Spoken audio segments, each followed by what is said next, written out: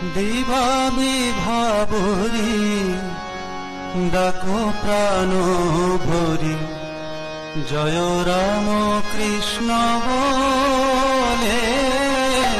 দিবা বিভাবরী ডাকো প্রাণ ভরি জয় রাম কৃষ্ণ বলে। পাপ পাপ যাবে প্রাণ জুড়াইবে নামেরই মহিমা বলে। পাপ পাপ যাবে প্রাণ জুড়াইবে নামের। ওম জননীং সাধনাং দেবীং রামকৃষ্ণং জগদ্গুরু পাদপদ্মে তয়ো শ্রিত্বা প্রণমামি মুহুর্মুহুঃ। परतत्वे सदा लीनो रामकृष्ण समागया यो धर्म स्थापकस्तं विदेशं तं नमाम्यहम्।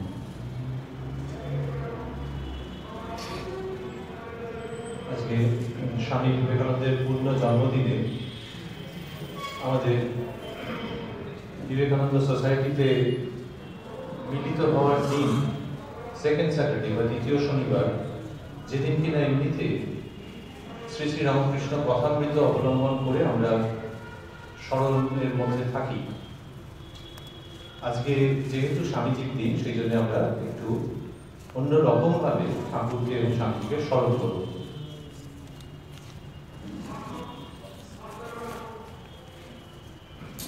সেটি হচ্ছে যে কথামৃতকে অবলম্বন করে কথামৃতের মধ্যে যেভাবে নরেন্দ্রনাথের প্রসঙ্গ এসছে তার মধ্যে আমরা থাকবো। ব্যাপারটি একটু অদ্ভুত দেখবেন যে শ্রীরামকৃষ্ণ নরেন্দ্রনাথকে ভালোবেসেছেন,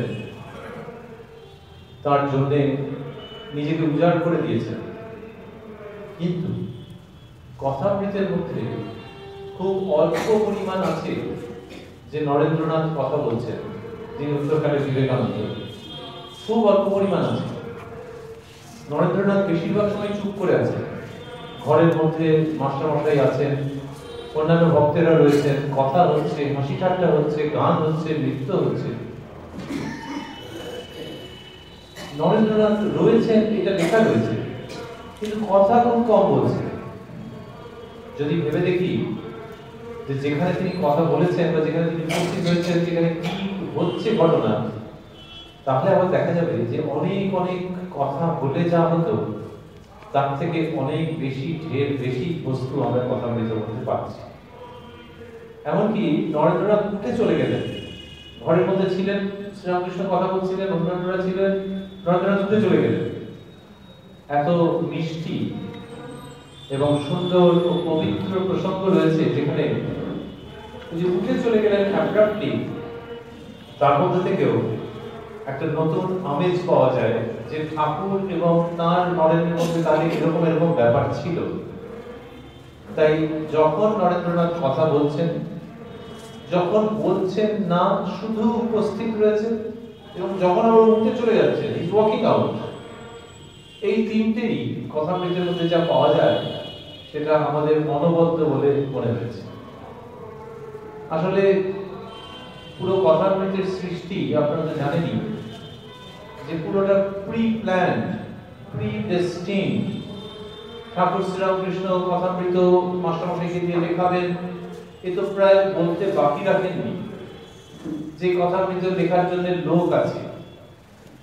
কথামৃত লেখার জন্য যদি অ্যাপয়েন্টেড লোক থাকে তাহলে বোঝাই যায় যে সেই কথামৃতের মধ্যে যা লেখা হবে এবং সেই লোক অর্থাৎ মাস্টারমশাই যখন রয়েছেন তখন যা যা ঘটবে। এবং এই উত্তর কলকাতার বাড়িতে এসে মাস্টারমশাই প্রায় শর্ট হ্যান্ডের স্টাইলে যা যা লিখে রাখবেন, এই সবগুলোই শ্রীরামকৃষ্ণের ইচ্ছে ঘটেছে। একটা বিন্দু বা একটা সেকেন্ডও তার ইচ্ছে ছাড়া কিছু ঘটেনি। ঠাকুর যখন বলছেন যে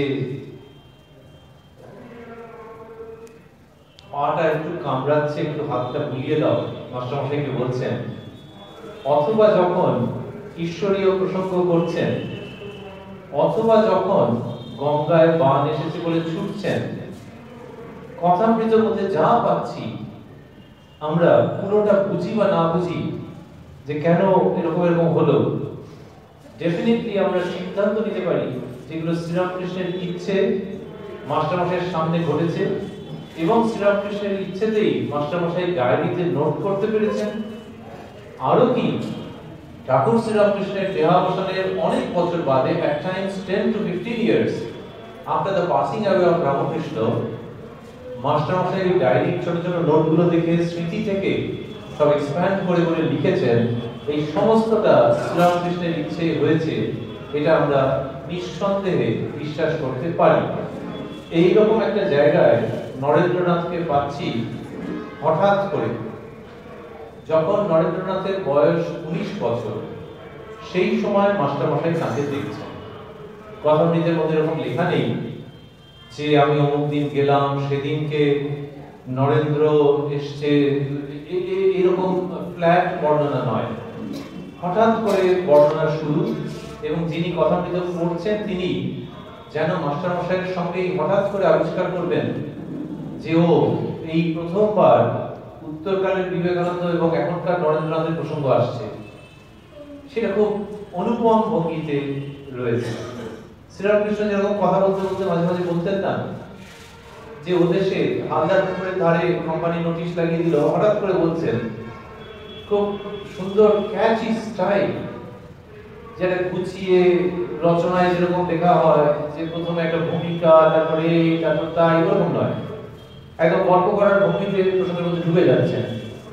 সেই রকম ভাবে রামকৃষ্ণ সাম্রাজ্যের মধ্যে নরেন্দ্রনাথ ঢুকে যাচ্ছেন অ্যাজ পার কথামৃত। মাস্টারমশাই লিখছেন যে কবে তিনি দেখলেন নরেন্দ্রনাথকে প্রথমবার, ওই যে 19 বছরের প্রসঙ্গ সেটা লিখছেন তৃতীয় দর্শনের দিনকে লিখেছেন।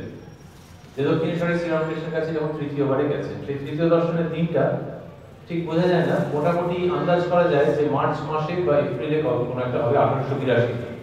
কারণ প্রথম দর্শন হচ্ছে 1882 ফেব্রুয়ারি এন্ড বা মার্চের বিগিনিং এর দিক। তাহলে তৃতীয় দর্শন, কারণ প্রথমবারে দর্শন করার পরেই মনে হয়েছিল যে আবার আসবো এনার কাছে, এনার কাছে আসতে খুব ভালো লাগে। এ সৌম্য কে, মাস্টারমশাই লিখছেন যে এ সৌম্য কে শ্রীরামকৃষ্ণের কাছ থেকে যখন বিদায় নিচ্ছেন সেরকম সময় মনে হয়েছে যে আবার আসবো ওনার কাছে। এবং তারপর দ্বিতীয়বার গেলেন এবং লিখেছেন যে তখন অল্প অল্প শীত আছে, ঠাকুরের গায়ে মল স্কিনের র্যাপার। এই যে তৃতীয় দর্শন, সেই জন্য আমরা অনুমান করতে পারছি যে মার্চ মাসের শেষের দিকে হবে বা আর্লি এপ্রিল। দেখিতে দেখিতে রবিবার আসিয়া পড়িল, মাস্টারমশাই লিখেছেন, দেখিতে দেখিতে রবিবার আসিয়া পড়িল। বেলা 3টা-4টার সময় তিনি দক্ষিণেশ্বরের বাগানে আসিয়া পৌঁছিলেন। দেখিলেন সেই পূর্ব পরিচিত ঘরের মধ্যে ঠাকুর শ্রীরামকৃষ্ণ ছোট তক্তপোষের উপর বসিয়া আছেন, এক ঘর লোক। এই মাস্টারমশাইয়ের বর্ণনার ভঙ্গি যে আমি করা থেকে করার সময় বাড়ি থেকে বেরোলাম, দক্ষিণেশ্বরে যেতে কত লাগলো, কত সময় লাগলো, এরকম ভাবে লেখে। এই 2019-এ মানুষের যে মানসিকতা, ওই দেখলেই হয়তো একটা পাতা উল্টে চলে যাবে, যেমন টিভিতে একটা চ্যানেল থেকে একটা চ্যানেলে চলে যায়, পাতা উল্টে চলে যাবে, দূর বাবা এগুলো আর কি পড়বো আবার পরের দিকে। কিন্তু এত আধুনিক বর্ণনা মাস্টারমশাইয়ের, যেন মাঝপথে ঢুকে যাচ্ছেন, যেন যে যেখানে ঘটনাটা ঘটছে সেখানে যেমন থিয়েটারে লোকে দেখে যে অন্ধকার রয়েছে, আলো যেই জ্বলে উঠলো তারপরে দেখা গেল যে স্টেজ সেট হয়ে রয়েছে এবং সেখানে অভিনয় হতে আরম্ভ করলো। আগে থাকতে সব ঠিক করা ছিল, তারপর আলোটা জ্বলে উঠলো, স্টেজ সেট করা ছিল। মাস্টারমশাই যেন সেরকম ভাবে আলো জ্বালাচ্ছেন এবং লোকে দেখতে পাচ্ছে যে আচ্ছা এরকম ঘটনা ঘটেছে। কিরকম? বেলা 3টা-4টার সময় তিনি দক্ষিণেশ্বরের বাগানে আসিয়া পৌঁছিলেন এবং সেখানে কি দেখলেন যে ঠাকুর ছোট তক্তপোষের উপর বসিয়া আছে। একদম ড্রামাটিক প্রেজেন্টেশন, যে যেমন আলো জ্বলে ওঠে তেমনি তুমি আমি যখন কথামৃত পড়ছি, আপনারা আমরা যখন কথামৃত পড়ছি তখন যেন আলো জ্বালছেন মাস্টারমশাই, যে ওই দেখুন ঠাকুর শ্রীরামকৃষ্ণ ছোট তক্তপোষের উপর বসে আছেন আর এক ঘর লোক, ইত্যাদি ইত্যাদি। তো কারোর জীবনে আলো কম বয়সে জ্বলে, কারোর জীবনে বেশি বয়সে জ্বলে। যত আগে জ্বলে ততই মানুষ নিজেকে পরবর্তীকালে সৌভাগ্যবান বা সৌভাগ্যবতী মনে করে, যে কলেজ স্ট্রিটে গেলে টাকা দিলেই তো কথামৃত পাওয়া যায়, কিনতেও পাওয়া যায়। কিন্তু কেন জানি না কোন দুর্ভাগ্যের জন্য এই বয়সের আগে পড়াই হয়নি, আলো জ্বলেনি। যখন আলো জ্বলছে তখন দেখা যাচ্ছে এরকম ঘটনা যে সেই পূর্ব পরিচিত ঘরের মধ্যে ঠাকুর শ্রীরামকৃষ্ণ ছোট তক্তপোষের উপর বসিয়া আছেন, এক ঘর লোক। রবিবার অবসর হইয়াছে, তাই ভক্তেরা দর্শন করিতে আসিয়াছে। এখনো মাস্টারের সঙ্গে কাহারও আলাপ হয় নাই। তিনি সভা মধ্যে এক পাশে আসন গ্রহণ করিলেন, দেখিলেন ভক্ত সঙ্গে সহাস্য বদনে ঠাকুর কথা কহিতেছেন। থিয়েটারে যখন হয়, আচ্ছা সিনটা দেখতে পাওয়া গেল, এইবার অভিনয় শুরু হবে। মাস্টারমশাইয়ের বর্ণনা তার থেকেও আধুনিক, যে যখন ওপেন করছে, কার্টেন সরে যাচ্ছে, পর্দা সরে যাচ্ছে, তখন দেখা যাচ্ছে ঠাকুর সহাস্য বদনে কথা বলছেন। অন্যভাবে ভাবতে গেলে যেন ঠাকুর শ্রীরামকৃষ্ণ ধরা দিচ্ছেন সহাস্য বদনে মাস্টারমশাইয়ের মাধ্যমে, যে আমি তোমাদের কাছে হাসি মুখে অবতীর্ণ, নাথিং আদার দ্যান দ্যাট। এইটা থিয়েটারে পাওয়া যাবে না, কিন্তু জীবন লীলায় পাওয়া যাবে, ভগবানের লীলায় পাওয়া যাবে। লীলা ড্রামার মতো, কিন্তু ড্রামাকে ছাড়িয়ে যাচ্ছে। তো সেখানে দেখা যাচ্ছে যে শ্রীরামকৃষ্ণ মাস্টারমশাই যা লিখছেন, দেখিলেন ভক্ত সঙ্গে সহাস্য বদনে ঠাকুর কথা কইতেছেন। আবারও আমাদের ভাবতে ইচ্ছে করছে যে এই স্টাইল, এই শৈলী যেন কলমের মধ্যে দিয়ে শ্রীরামকৃষ্ণ মাস্টারমশাইয়ের হাত দিয়ে পড়িয়ে দিচ্ছেন, যে তুমি কলমটা ধরে থাকো, কিন্তু যা করবার আমি করে দেবো। কি অসাধারণ শৈলী! সেখানে লিখছেন যে ভক্ত সঙ্গে সহাস্য বদনে ঠাকুর কথা কইতেছেন, আর অন্য কোনো বর্ণনা নেই। ওপেন করছে যেটা দিয়ে সেখানে দেখা যাচ্ছে ঠাকুর শ্রীরামকৃষ্ণ সহাস্য বদনে উপস্থিত রয়েছেন এবং ভক্ত সঙ্গে কথা বলছেন। একটি ঊনবিংশতি বর্ষ বয়স্ক ছোকরাকে উদ্দেশ্য করিয়া ও তাহার দিকে তাকাইয়া ঠাকুর যেন কত আনন্দিত হইয়া অনেক কথা কইতেছিলেন, অনেক কথা বলিতেছিলেন। ছেলেটির নাম নরেন্দ্র, কলেজে পড়েন ও সাধারণ ব্রাহ্ম সমাজে যাতায়াত করেন। কথাগুলি তেজ পরিপূর্ণ, চক্ষু দুটি উজ্জ্বল, ভক্তের চেহারা। মাস্টার অনুমানে বুঝিলেন যে কথাটি বিষয়াসক্ত সংসারী ব্যক্তির সম্বন্ধে হইতেছিল। বলছেন যে ঠাকুর শ্রীরামকৃষ্ণ একটা 19 বছরের ছেলে তার দিকে তাকিয়ে যেন কত আনন্দিত হয়ে কথা বলছিলেন। ছেলেটির নাম নরেন্দ্র। এখানেও রচনার মধ্যে বিশেষত্ব আছে, কারণ একটু আগে বলেছেন যে কারোর সঙ্গে আলাপ হয়নি। তাহলে ঘরের মধ্যে ঢুকে বুঝলেন কি করে নাম নরেন্দ্র? তার দিকে তাকিয়ে শ্রীরামকৃষ্ণ কথা বলছেন, সেটুকু না হয় হলো। ছেলেটির নাম নরেন্দ্র, তারপর আরো কি কলেজে পড়েন ও সাধারণ ব্রাহ্ম সমাজে যাতায়াত করেন, দেখি বোঝা গেল নাকি? কিন্তু যখন কেউ পড়ছেন এটা,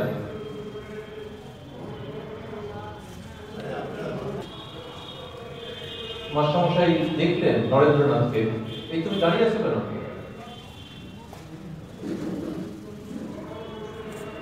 নরেন্দ্রনাথকে দেখছেন, তখন এত কৌশলে এটা করা আছে। কৌশল মানে মনে হয় অনেক সময় যে আমি বোধহয় ঠকে গেলাম, কিন্তু তা নয়, এটি অন্য রকমের কৌশল, সুপার টেকনিক। যে টেকনিকটা মানুষকে একটা পবিত্র ভাবের দিকে আকৃষ্ট করার জন্য ব্যবহৃত হচ্ছে। সেটা কি? যে নরেন্দ্রনাথকে দেখলেন যে ঘরের মধ্যে ঠাকুর তার দিকে তাকিয়ে কথা বলছেন, 19 বছরের একটি ছেলের তেজব পরিপূর্ণ চেহারা। ঘটনা হচ্ছে যে তার পরে মাস্টারমশাই জেনেছেন যে এর নাম নরেন্দ্র, কলেজে পড়ে, ব্রাহ্ম সমাজে যাতায়াত করে, কিন্তু বর্ণনার সময় ওটাকে ওর সঙ্গে ট্যাগ করে দিচ্ছেন। যেটা পরে জেনেছেন যে কি একটা বোরিং স্টাইলে বলবো যে ওই দিনের পরে আমি অমুকের কাছ থেকে জানলাম যে এই ছেলেটার নাম নরেন্দ্র, আর লোকের ধৈর্যচ্যুতি হতে পারে। সুতরাং যখন দেখছেন তার সঙ্গে ট্যাগ করা রয়েছে পরিচয়, যেটা পরে জেনেছেন, কিন্তু এই কথাগুলোর মধ্যে এমবেডেড আছে এই সমস্ত কায়দাগুলো, যেগুলো চট করে আমাদের খেয়াল হয় না। যখন খেয়াল হয় তখন ভাবি যে এর মধ্যে খুব সারস্বত সৌন্দর্য আছে। তো বললেন ওইরকম ভাবে ঠাকুর তার দিকে তাকিয়ে আনন্দিত হয়ে কথা বলছেন। এই নরেন্দ্রনাথকে প্রথম দেখা, আর এই যে ঠাকুর হাসি মুখে কথা বলছেন এবং আনন্দিত হয়ে কথা বলছেন, কিরকম না একটি 19 বর্ষ বয়স্ক ছোকরাকে উদ্দেশ্য করে। এটাও তাই, একটা ছেলের দেখেই বোঝা গেল যে তার বয়স 19। এই সবগুলো ইনফরমেশন পরে গ্যাদার করেছেন, কিন্তু এখানে ওটাকে একসঙ্গে যুক্ত করে দিয়েছেন। এইবার ঘরে ঢুকে দেখছে যে তিনি হাসি হাসি মুখে কথা বলছেন, কিন্তু যেটা ঘটছে তাতে যে দেখছে তার হাসি উবে যাওয়ার কথা।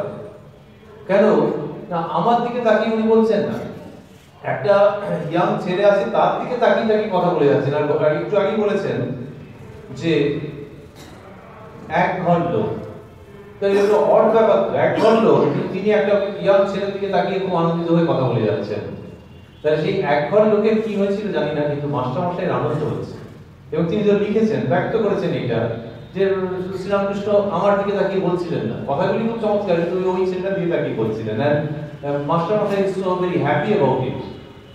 এই যে শ্রীরামকৃষ্ণ, তিনি নরেন্দ্রের প্রতি তার ভালোবাসাকে গোপন রাখছেন না, যে নরেন্দ্র এসছে মানে সব ওলটপালট হয়ে গেছে, যে আর অন্যদিকে তাকে কথা বলতে ইচ্ছেই করছে না। এই ভালোবাসা বর্ণনা করার জন্য ভালোবাসা শব্দটা নেহাতি ওজনে কম পড়ে যায়। যেখানে আমরা ভাবছি যে শ্রীরামকৃষ্ণ নরেন্দ্রনাথের জন্য কি রকম ছটফট করছেন, ছটফট করছেন তার জন্য যে কিনা 40 বছরের বেশি বাঁচবেই না। এর অদ্ভুত সম্পর্ক যে সে এসেছে মায়ের কাজ করতে, আর আমি তাকে ডেকে এনেছি সপ্তর্ষি মণ্ডল থেকে। সুতরাং ওই ফিজিক্যালি পাঁচাকাচার ওই হিসেব নামটা করে কোনো লাভ নেই। সে মায়ের কাজের জন্য ব্যস্ত হয়ে মায়ের কাজের জন্য এসছে, আর আমি তার মধ্যে নারায়ণকে দেখছি। লোকে বলছে যে দত্তবাড়ির ছেলে এইসব বলছে, কিন্তু আমি জানি সাক্ষাৎ নর ঋষি নারায়ণ। সেজন্য আমি স্তব করেছি প্রথম দিন, in no uncertain terms. Sri Ramakrishna স্তব করেছেন যে জানি প্রভু তুমি সেই পুরাতন ঋষি। নরেন্দ্রনাথ চমকে গেছে যে আমাকে কি বলছে, লোকের মাথা ঠিক আছে নাকি?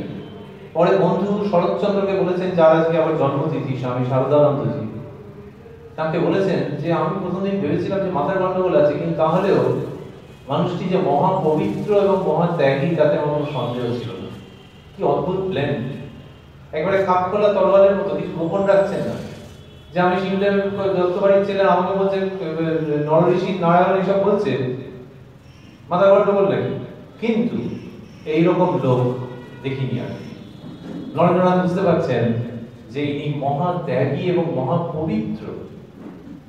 এই যে শ্রীরামকৃষ্ণ, তিনি নরেন্দ্রনাথের প্রতি তার যে ভাবনা সেটাকে গোপন রাখছেন না, এবং ওই এক ঘর লোকের মধ্যে তার দিকে তাকিয়ে কথা বলে যাচ্ছেন। এইটা পরবর্তীকালে যখন মাস্টারমশাই লিখছেন কথা মৃত, তখন এটা পরিষ্কার ব্যক্ত করছেন যে he did not look at me and I am so very happy about it, যে ওই দিনটাতে তিনি নরেন্দ্রকে দিকে তাকিয়ে কথা বলছিলেন এবং সেদিনকে আমি ছিলাম। ভাবখানা এই যে আমার কি সৌভাগ্য যে ঠাকুর নরেন্দ্রনাথের দিকে তাকিয়ে কথা বলছেন আর সেখানে আমি রয়েছি। এটা যেন ওই বৈকুণ্ঠ বা অন্য জায়গায় বলা হয় না যে দেবলোকে যেসব দেবদেবী বসে রয়েছেন আর আমি দেখছি, কতটা সেরকম ভঙ্গি যে ওই সাদা কাপড়ে রামকৃষ্ণ পরমহংস আর একটা কলেজের ছাত্রের ড্রেসে নরেন্দ্রনাথ, কিন্তু আমি দেব দর্শন করছি। তো in the fitness of things it has to happen যে রামকৃষ্ণ নরেন্দ্রনাথের দিকে তাকিয়ে কথা বলছেন খুব আনন্দিত হয়ে। এইটা প্রথমবার তিনি দেখলেন। এরপরে যেটা ঘটলো সেটা হলো যে স্বামীজি ঠাকুরের প্রতি প্রচুর আকর্ষণ অনুভব করতে আরম্ভ করলেন। কিন্তু সেই কথার মধ্যে আমরা বেশি থাকবো না এই জন্য যে কথামৃতের মধ্যে তো আর সেটা লেখা নেই, সেটা লেখা আছে অন্যত্র, স্বামীজি জীবনীতে আছে। কিন্তু আজকে আমরা এই পূর্ণ দিনে কথামৃত এবং নরেন্দ্রনাথ এইটুকুনির মধ্যে আছি। অনুমান করা যায় এমনিতেও কথামৃত পড়তে পড়তে যে Narendranath is being greatly attracted towards Sri Ramakrishna, অনুমান করা যায়। কিন্তু অনুমান কেন? এই জন্য যে গিয়ে দুজনের মধ্যে খুব কথোপকথনের কিছু পাওয়া যাচ্ছে না। এই যে এই দিনের কথা যে আমরা শুনছিলাম, প্রথম দিন দেখা হলো নরেন্দ্রনাথ কি বললেন, কিছু নেই তো। কিন্তু শ্রীরামকৃষ্ণ তার দিকে তাকিয়ে আনন্দিত হয়ে কথা বলছেন। এইবার নরেন্দ্রনাথ যে আসছেন ঠাকুরের কাছে, চুপ করে থাকছেন, এইটার মধ্যে রয়ে গেছে যে তার একটা ভেতরে প্রচন্ড টান হচ্ছে। কিন্তু তার সত্ত্বেও শ্রীরামকৃষ্ণের মন ভরছে না, যে আসছে বটে, মাঝে মাঝে আসে না। এটা টানটা আরো একটু বেশি হলে ভালো হতো, নরেনকে আরো বেশি করে দেখতে ইচ্ছে করছে শ্রীরামকৃষ্ণ। অভিযোগ এসেছিল নিজের আত্মীয় পরিজনের মধ্যে থেকেই যে তোমার কাছে সব বড় লোকেরা আসে। শ্রীরামকৃষ্ণের কাছে অভিযোগ এসেছিল। তো উনি শুনে এমন ওনার সে বাচ্চাদের মতো অবস্থা বলে তাই হবে বোধহয় কি যে আমার বড় লোকরা আসে এইসব ভক্ত।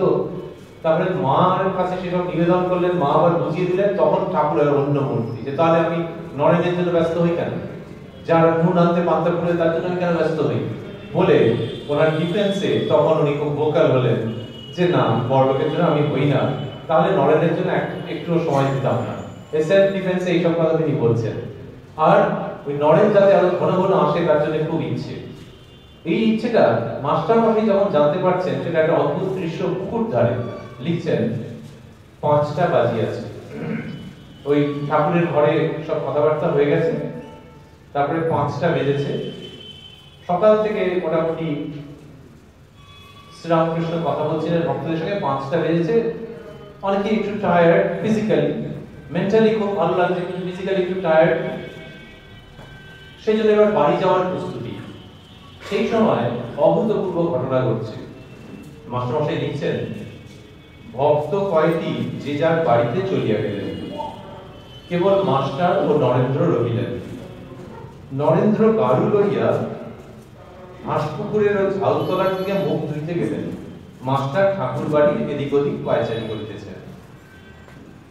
কিয়ৎক্ষণ পরে কুটির কাজ দিয়া হাঁসপুকুরের দিকে আসিতে লাগলেন। তাহলে কি হলো, যে ভক্তেরা চলে গেলেন, তো এবার মাস্টারমশাই নরেন্দ্রনাথ রইলেন এবং নরেন্দ্রনাথ একটু ফ্রেশ হওয়ার জন্য কি করেছেন, গাড়ু নিয়ে হাঁসপুকুর ও ঝাউতলার দিকে মুখ ধুতে গেলেন। ঝাউতলা আমরা জানি যে একেবারে দক্ষিণ পশ্চিম কোণে, উত্তর পশ্চিম কোণে, যেখানে আগে ম্যাচ ফ্যাক্টরি ছিল, সেটি ওই বাউন্ডারি শেষ হয়ে যেখানে গঙ্গার দিক শুরু হচ্ছে, তাহলে ওই কর্নারের দিকে ঝাউতলা, আর ওখান থেকে একটু গুটি গুটি ব্যাক করে এলে হাঁসপুকুর।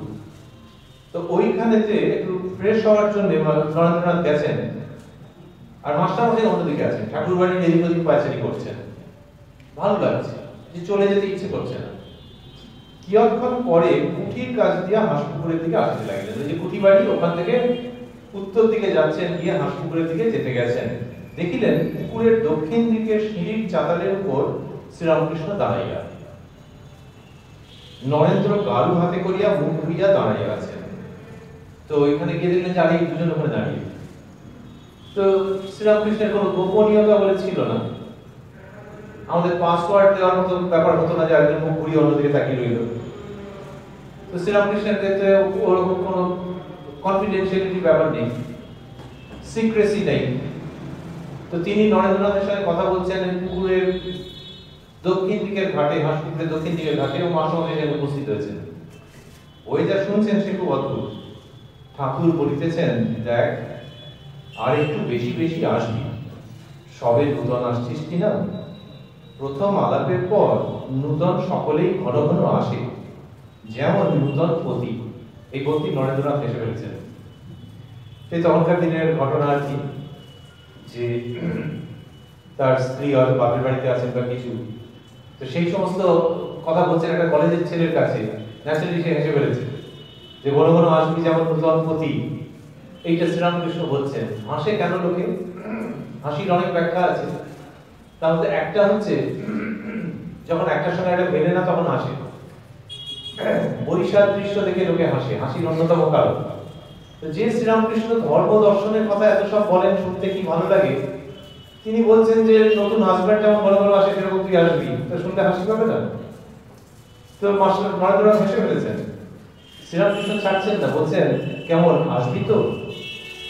এইটা মাস্টারমশাই দেখছেন যে এইরকম ভাবে অ্যাপ্লিকেশন দিচ্ছেন শ্রীরামকৃষ্ণ নরেন্দ্রনাথের কাছে, যে দেখ প্রথম আলাপের পর আসতে হয়, এটা সব জায়গায় এরকম নিয়ম আছে, তুই এরকম মাঝে মাঝে আসিস না কেন। সকলে কুঠির পথ দিয়া ঠাকুরের ঘরে আসিতেছেন। কুঠির কাছে মাস্টারকে ঠাকুর বলিলেন, এই যে কুঠির কাছে মাস্টারমশাইকে ঠাকুর যে বলছেন, এই সময় মনে হয় নরেন্দ্রনাথ ওখানে নেই। তাহলে ওই ইয়েতে দক্ষিণ দিকের ঘাটটাতে পুরোদিনে দাঁড়িয়েছিলেন, দেখা হলো তো। এবার তিনজনে মিলে যে আসছেন ঠাকুরের ঘরের দিকে, তখন মনে হয় নরেন্দ্রনাথ একটু আড়ালে চলে গেছেন বা নিজের মতো রয়েছেন।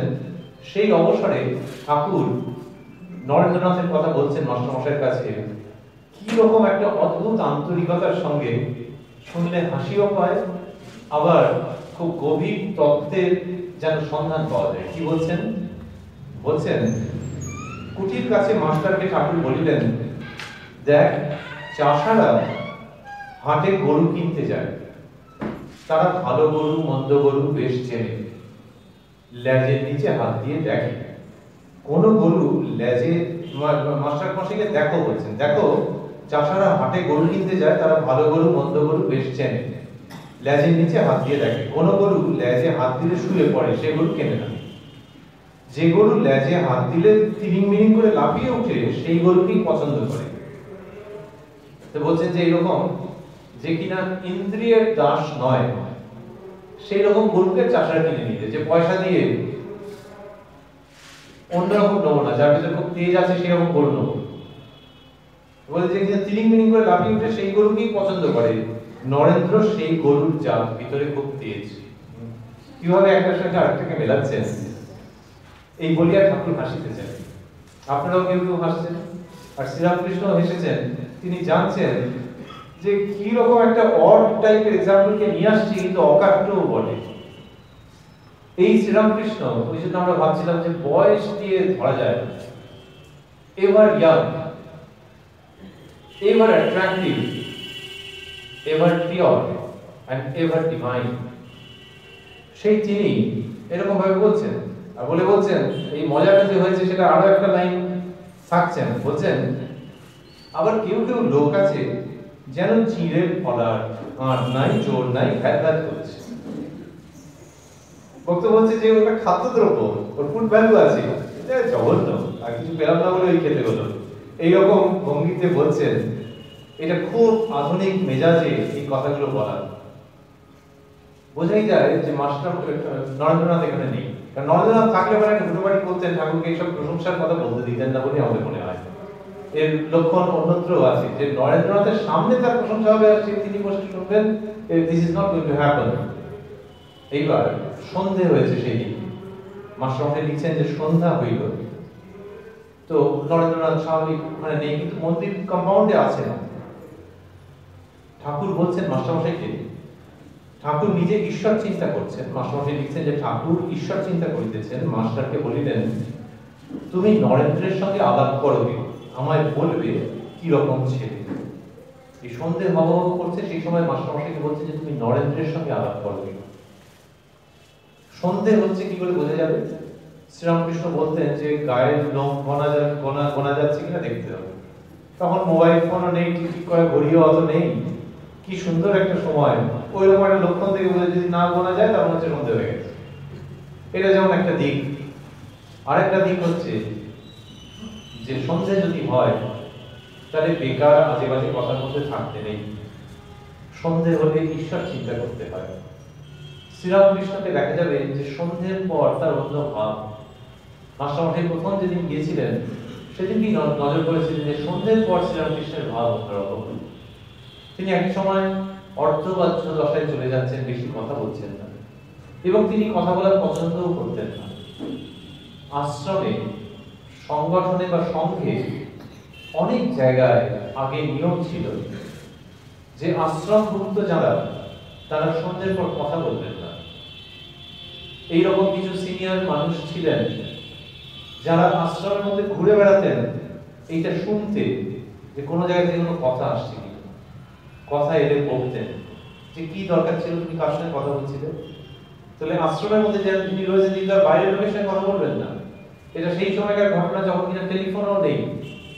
তাহলে নিজেদের মধ্যেই ত্যাগী মানুষ, তারা নিজেদের মধ্যেই কথা বলছেন, অন্য বাইরের লোকের সঙ্গে কথা বলছেন না, বা মোবাইলে কথা বলছেন না। কিন্তু তাতেও আপত্তি যে সন্ধ্যার পর পারস্পরিক কথাও বলবে না, শুধু ঈশ্বর চিন্তা করবে। ভাবটা এই যে এই জীবনের মধ্যে থাকতে পারবে সে থাকবে, না হলে চলে যাবে। কাউকে তো আর জোর করে কিছু বলা হচ্ছে না। ওই শ্রীরামকৃষ্ণের শিক্ষা যে সন্ধ্যা হয়েছে মানে ঈশ্বর চিন্তা করবার প্রকৃষ্ট সময়, সেই তিনি বলছেন আলাপ করতে। আলাপ মানে কি বলে, যেটু আলাপ আলোচনা করুন, চিট চ্যাটিং একটু হোক। শ্রীরামকৃষ্ণ বলছেন সন্ধ্যের সময় যে তুমি নরেন্দ্রের সঙ্গে আলাপ করবে, মানে yes you do talk to him. এইটা মাস্টারমশাইকে শুধু অনুমতি দিচ্ছেন না, যেন আদেশ করছেন যে তুমি নরেন্দ্রের সঙ্গে আলাপ করবে। সন্ধ্যের পর শ্রীরামকৃষ্ণ কাউকে কথা বলতে বলছেন, এ প্রায় খুঁজেই পাওয়া যাবে না।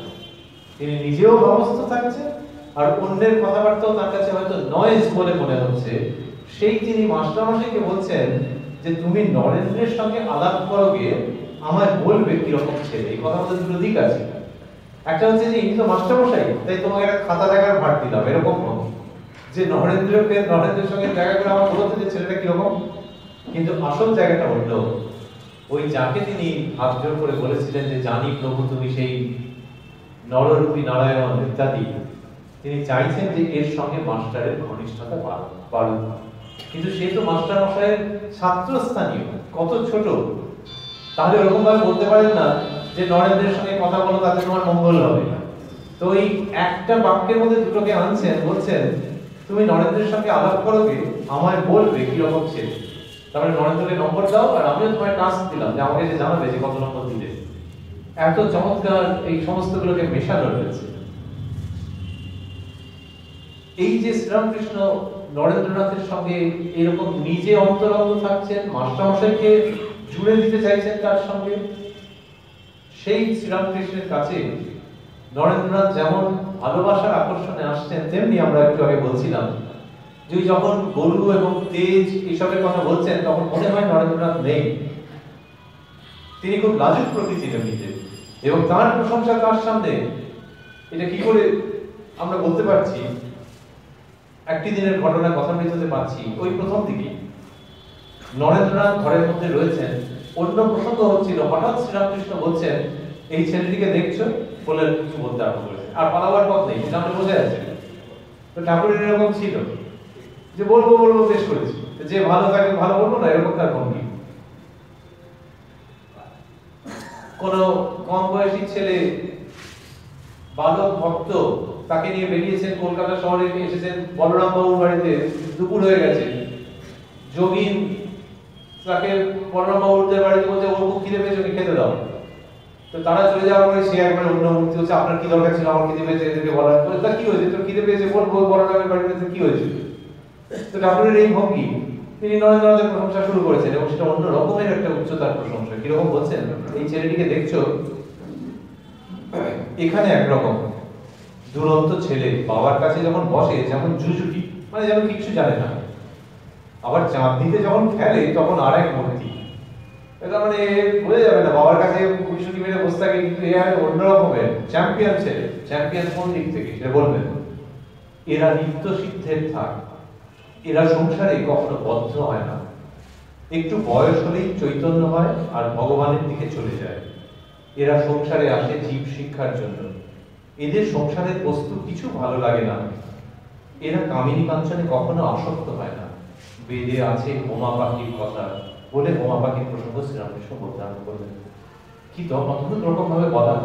এটা কে বলেন? সাধারণত বাবা মা এইভাবে বলে থাকেন, যে মা হয়তো বলছেন যে ওই দেখো বাবার কাছে বসে আছে, আর আমার এখানে যখন আসবে সমস্ত দৌড়াত্মতা শুরু হবে। এই বাবা মায়ের বলার ভঙ্গি এটা, যেরকম ভাবে শ্রীরামকৃষ্ণ বলছেন, he is so very proud about Narendranath. Proud মানে বোস্ট করছেন না, অহংকারের সঙ্গে প্রাউড নয়, কিন্তু প্রাউড যে আমি গলা জড়িয়ে ধরে সেই সপ্তর্ষি মণ্ডলের ঋষিকে প্রার্থনা জানিয়েছিলাম যে আমি যাচ্ছি তুমিও এসো, সেই তিনি অবতরণ করেছেন এই ইয়াং ছেলে তার রূপে। ভালো লাগছে শ্রীরামকৃষ্ণের। তো ফলে স্বাভাবিকভাবে তার প্রশংসা করছেন, আর বলছেন এই যেমন দুরন্ত ছেলে বাবার কাছে যখন বসে তখন একরকম এটা ওটা বলতে বলতে বললেন এরা নিত্য সিদ্ধের থাক। হোমা পাখির সঙ্গে তুলনা করলেন। মাস্টারমশাই দিচ্ছেন নরেন্দ্র উঠিয়া গেলেন। তার উনি দেখেছেন ব্যাস অনেক হয়ে গেছে, আর পালাই, ওর মধ্যে আর থাকবেন না। এইটা শুধু যে কথামৃতর মধ্যেই আমরা পাচ্ছি তা নয়, যদিও কথামৃত অবলম্বন করে আজকে আমরা রামকৃষ্ণ নরেন্দ্র সংবাদের মধ্যে রয়েছি। স্বামীজির শিষ্য শরৎচন্দ্র চক্রবর্তী লিখছেন স্বামী শিষ্য সংবাদে, যে স্বামীজিকে একদিন বলা হলো যে অনেক কথার মাঝখানে খুব অন্তরঙ্গ ভঙ্গিতে জিজ্ঞাসা করা হলো যে আচ্ছা ঠাকুর আপনার সম্বন্ধে কি বলতেন সেগুলো একটু শুনতে চাই।